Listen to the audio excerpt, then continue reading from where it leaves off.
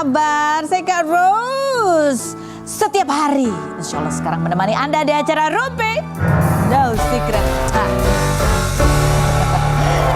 Kenapa ngomong setiap harinya ngotot banget? Karena masih sering lupa ya, masih Senin sampai Jumat. Sekarang benar-benar ini hari apa ya? Kayaknya ini hari libur tapi kita masuk top ya. Tetap senang-senang juga di sini menemani Anda. Ada beberapa bintang tamu yang akan kita ajak ngobrol-ngobrol juga. Ada Daniel menemani kita. Dan seperti biasanya kita ke pojokan dulu untuk membahas berita-berita yang sedang ramai diperbincangkan baik yang datang dari dunia nyata maupun dari dunia maya. Oke, aduh ini muncul nih kabar beritanya sore-sore ya. Kita udah selesai syuting. Dia muncul beritanya bahwa Desta ada kabar bahwa Desta ini mengajukan gugatan cerai terhadap istrinya Natasha Rizky. Mereka ini menikah sudah 10 tahun begitu ya.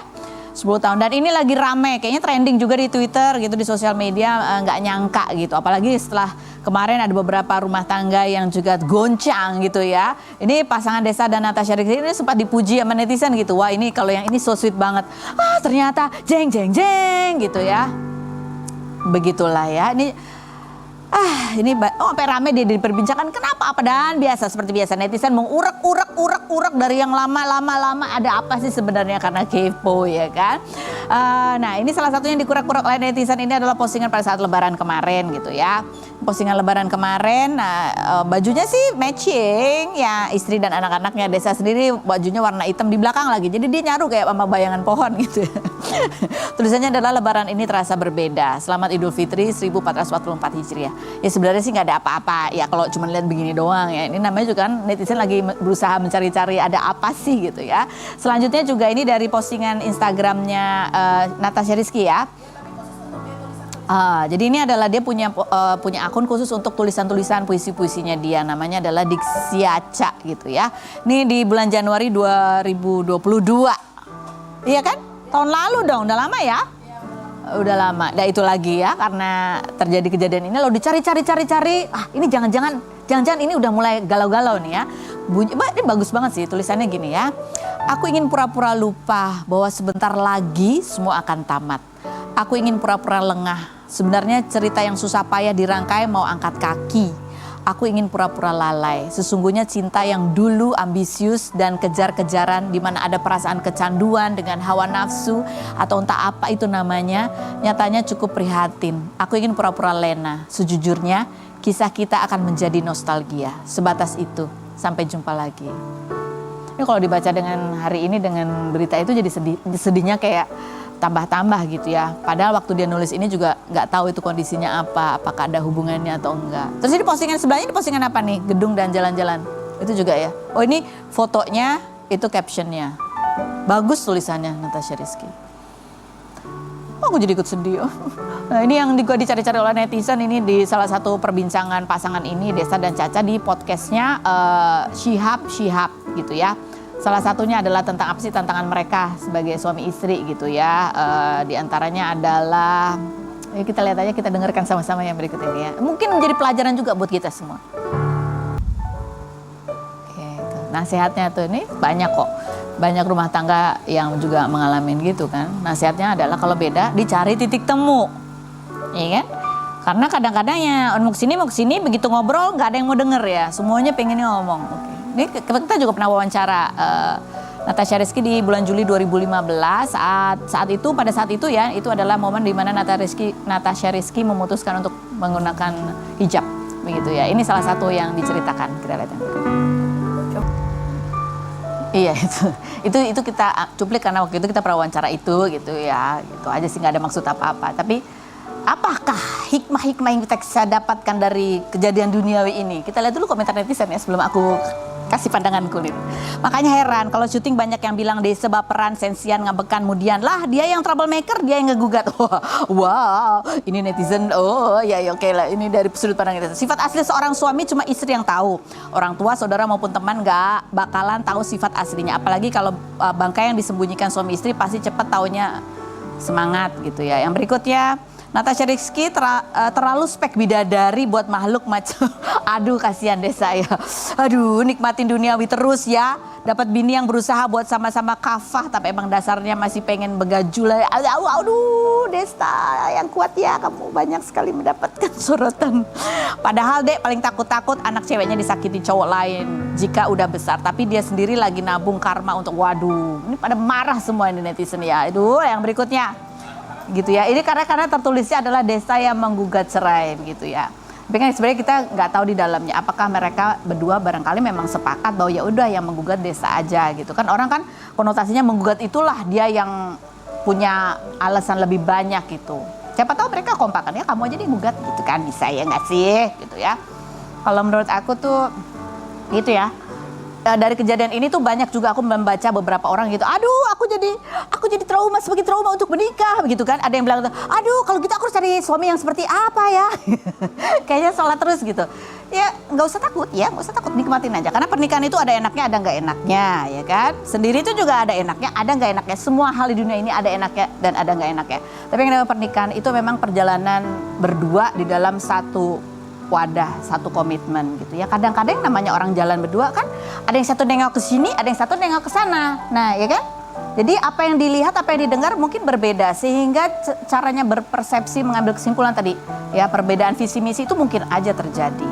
Tadi nasihatnya, ya dicari titik temunya lah. Dari abis nengok sini, nengok sono, tengok-tengokan. Beb, aku lihat di sebelah sini ada itu. Ya iya, kalau lihat sini ada itu. Nggak ada yang salah. Ya karena beda aja yang dilihat kan. Ya, beda aja yang dilihat. Tapi ya saling memahami. Berbeda itu biasa, emang kita namanya juga manusia, kita beda kok. Tapi kalau kita fokus pada yang beda-beda aja ya jadinya berantem. Tapi kalau kita mencari kesamaan, walaupun kesamaannya tuh secara general aja, ya mudah-mudahan itu lebih enteng. Dari aku yang tidak sempurna. Oke, baiklah. Itu ya hikmah-hikmah sedikitlah sekelumit dari masalah yang kita hadapi di dunia ini. Kita sekarang menuju ke bintang tamu kita. Ada beberapa bintang tamu. Yang pertama kita lihat ada Inge Anugrah. Kita lihat dulu profilnya berikut ini. Baik, kita sudah bersama dengan Inge Anugrah ya. Inge ini sebetulnya ya banyak sekali hal yang kita tahu tentang Inge ya. Di samping berita yang lagi hot sekarang. Salah satunya adalah kita tahu kamu itu adalah seorang olahraga banget gitu ya kan. Iya, pegiat olahraga. Penggiat olahraga gitu ya. Nah tapi setelah kita baca-baca ternyata dulu kamu S1-nya itu adalah psikolog. Psikologi. Bahkan ya. ngambilnya di Kanada. Yes, Vancouver. S2-nya Early Childhood Education for Kids with Special Needs. jadi di pendidikan usia dini khusus Iya. untuk anak-anak berkebutuhan khusus. Iya. Ya. Dan itu ngambilnya di Melbourne. Iya. Gitu. Jadi cita-cita kamu tuh sebenarnya apa, Inge? Sebenarnya waktu itu pinginnya sih menjadi guru. Menjadi guru. Tapi juga kepingin jadi konselor juga. Jadi masih dibilang kayak gitu juga. Tapi pas aku balik sini, untuk aku bisa punya praktek sendiri itu harus ambil kayak 2 tahun praktek di daerah gitu. Jadi Oke. itu aku nggak ambil. Kenapa nggak ambil? Belum. Jadi pas balik sini kan udah berpacaran. Oh, pacaran. and then nikah dalam beberapa bulan. Iya. Habis itu hamil apa segala macam udah deh itu nggak Tertunda sempat. lah Tertunda semuanya. lah. Tapi mimpi itu masih ada nggak? Masih. Masih. Iya, sometimes kalau misalnya konseling gitu sama teman-teman, sometimes mereka suka curhat, mereka suka. Sometimes kan cewek-cewek cuman mau didengar aja tanpa harus kita kasih arahan. Jadi sometimes dengerin aja, nanti mereka bisa ketemu sendiri jawabannya gitu. Oh iya benar-benar setuju. Nah, tapi kamu ya kita lah sebagai perempuan gitu kan kadang-kadang punya cita-cita, tapi kemudian ya ada komitmen lain harus kita jalanin.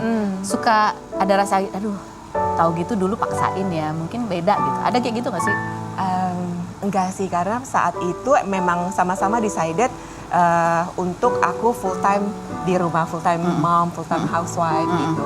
Iya, karena benar-benar aku pengen megang anak-anak sih. Memang ada mbak di rumah tapi lebih untuk kayak nyuci-nyuci. Iya. Kita gitu, butuh support lah tetap ya Iya, Kak. iya. Nah, jadi memang ya ilmu kamu itu kamu gunakan untuk anak-anak kamu sendiri dulu Iya, gitu iya, kan.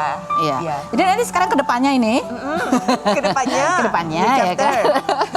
Apa yang akan kamu lakukan dengan background ilmu apa masih akan dipakai atau justru kamu akan fokusnya ke olahraga? Olahraga apparently memang aku ternyata suka banget dan terutama setelah habis melahirkan tuh aku kan kayak merasa sendiri bahwa kurang suka sama bentuk badanku setelah melahirkan. Itu tahun berapa? Melahirkan yang tahun mana nih? Kenzo kan udah 15 sekarang, so 15 tahun yang lalu. Jadi di saat itu aku mikir bahwa ada kok yang bisa kita lakuin gitu. Dan aku mau komporin cewek-cewek bahwa jangan terima nasib aja gitu. There's something you can do about it. Asal kamu disiplin, mau berubah, bisa kok tetap punya body goal gitu loh. Oh iya, body goal banget. Aku malu langsung. Oke. Ini kita lihat kompilasi ini olahraganya apa aja sih segala macam kayaknya berikut ini. Tadi itu pertama aku ngeliatnya gini apa gini sebenarnya salah videonya miring apa gimana, ternyata emang dia abe gitu ya kayak kelelawar ya. Nggak ingat kamu mulai amat sangat intens gitu olahraganya. Iya kan, aku juga pernah olahraga yang pernah dari mulai yang seminggu sekali doang, seminggu 2 kali sampai akhirnya tuh yang kayak aduh kalau nggak olahraga tuh kayak ada aneh gitu, ada yang kurang gitu Iya, ya. ada yang kurang kayak everyday gitu. bener. Kapan mulai intens banget? Mulai intens kalau mulai belai-belai besi sih 3 tahun yang lalu. Astaga, belai-belai besi. Kenapa? Ada resistennya gitu Kenapa loh. harus belai-belai besi? Karena kurang dibelai gitu. Oke. Mulai belai-belai besi itu mulai. Iya, itu 3 tahunan lalu. Karena aku pinginnya punya badan yang kenceng gitu loh, bukan hanya skinny doang. Sometimes kalau orang-orang cuma fokusnya kardio itu akan skinny ya cepet fat loss, tapi nggak kenceng, masih istilahnya skinny fat. Oh, ini dia harus pakai kayak gini nih ya? Iya, harus ada resistance-nya, betul. Kayak gini nih biar ada otot. Iya, karena cewek-cewek harus banget nambahin massa otot. Oke. Untuk mencegah osteoporosis juga. Ya. Oh iya.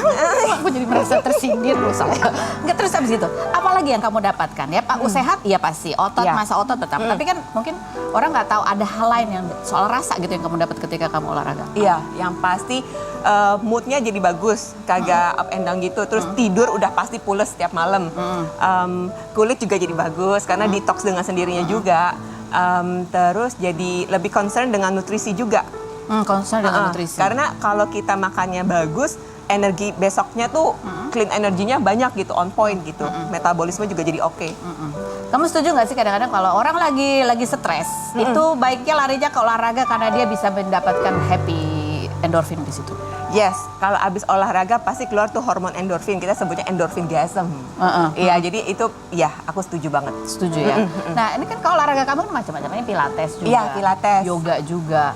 Yoga juga kan? Yoga juga. Ini pilates nih kamu maksudnya ini kamu studio sendiri, kamu udah ngajar atau apa sih? Aku lagi ini besok nih hari Jumat aku ambil certification-nya untuk jadi coach pilates dengan rebar pilates ya. Oke, jadi ini masih olahraga biasa nih, belum jadi coach ya? Belum, ini masih latihan-latihan aja. Tapi kalau yang kayak angkat beban itu udah jadi PT belum sih? Aku bukan PT tapi aku lebih ke functional training specialist. Itu ngapain tuh? Jadi basically kalau functional training tuh kita kayak menggunakan gerakan-gerakan yang kita pakai sehari-hari, yaitu squat, lunges, pulling, pushing, jump, sama cara landing yang benar. Ya, seperti itu. Oh, itu yang diajarin. Jadi sekarang kamu ini ya kan baru akan mau jadi instruktur pilates tuh ya kan? Jadi kalau sekarang ini cuma olahraga sama itu, functional training specialist itu ya aku kasih ke teman-teman, ke komunitas. Jadi kalau kamu olahraga gini nih berarti ambil sesi gitu sama pelatih gitu? Iya. Seminggu? Berapa kali kamu olahraga? Kalau pilatesnya 2 kali. Kebetulan yang punya rebar pilates teman baik aku. Jadi endorse. Kalau aku terus gini, aku mau endorse aku nggak? Boleh. Iya benar. Bener. Udah berapa lama kamu di endorse di situ? 1 tahun. Oke. 1 tahun lebih. Jadi itu pilates 2 kali seminggu. Iya. Terus habis itu ngapain lagi? Pilates sometimes. Kalau dulu sebelumnya aku suka martial art juga. Sekalian sama anak-anak suka latihan di rumah, panggil sifunya ke rumah. Antara campuran si Muay Thai sama Jeet Kune Do. Oke. Ada videonya nggak yang martial arts? Nggak ada ya. Oke, aku tanya. Ini berdasarkan pengalaman aku ya.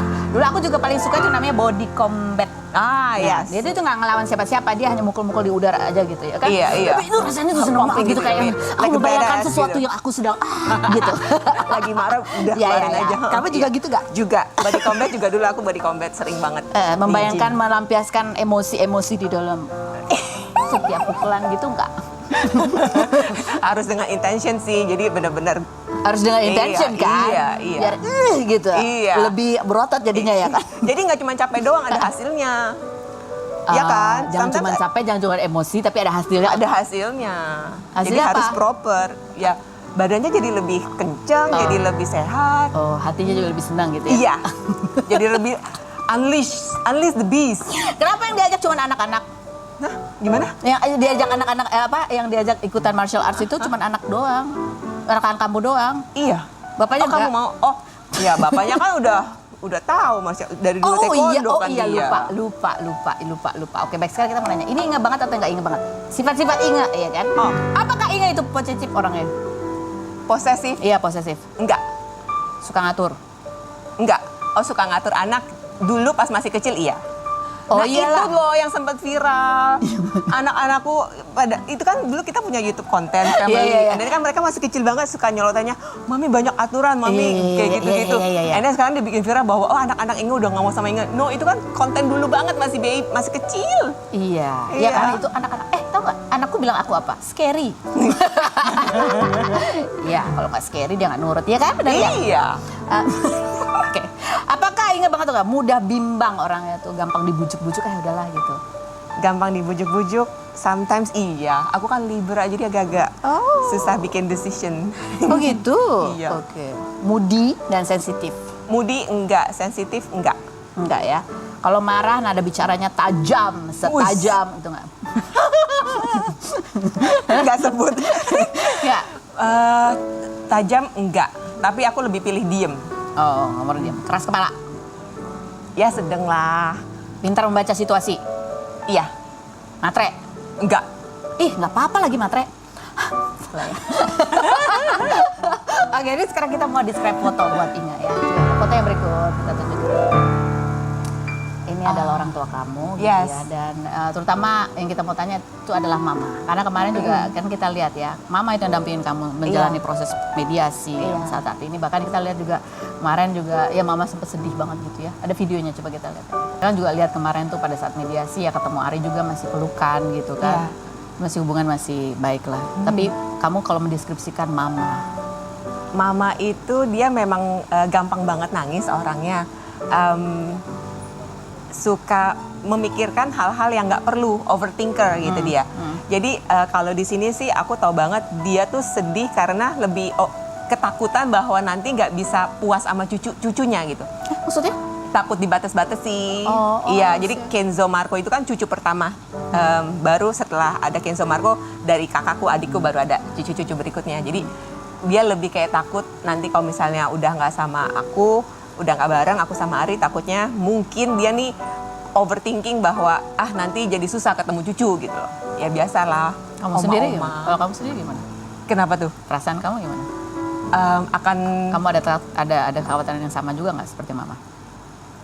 makanya ini sedang diperjuangkan supaya aku bisa untuk enggak dibatas-batasin. Enggak dibatas-batasin. Iya.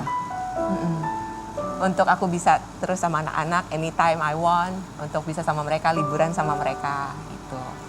Oke, good luck. Thank you. Kita masih ngobrol lagi sama Inga. Habis dari sini ada beberapa bintang tamu lagi.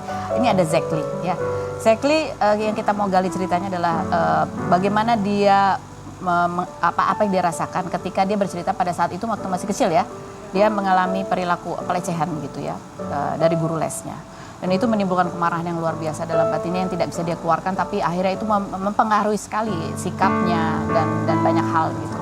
Sampai akhirnya dia bisa melewati dan memahami dan memaafkan barangkali. Ya, kita nggak tahu, kita nanti akan berbincang sama Zekli setelah yang berikut ini. Jangan kemana-mana, tetap di Rumpi.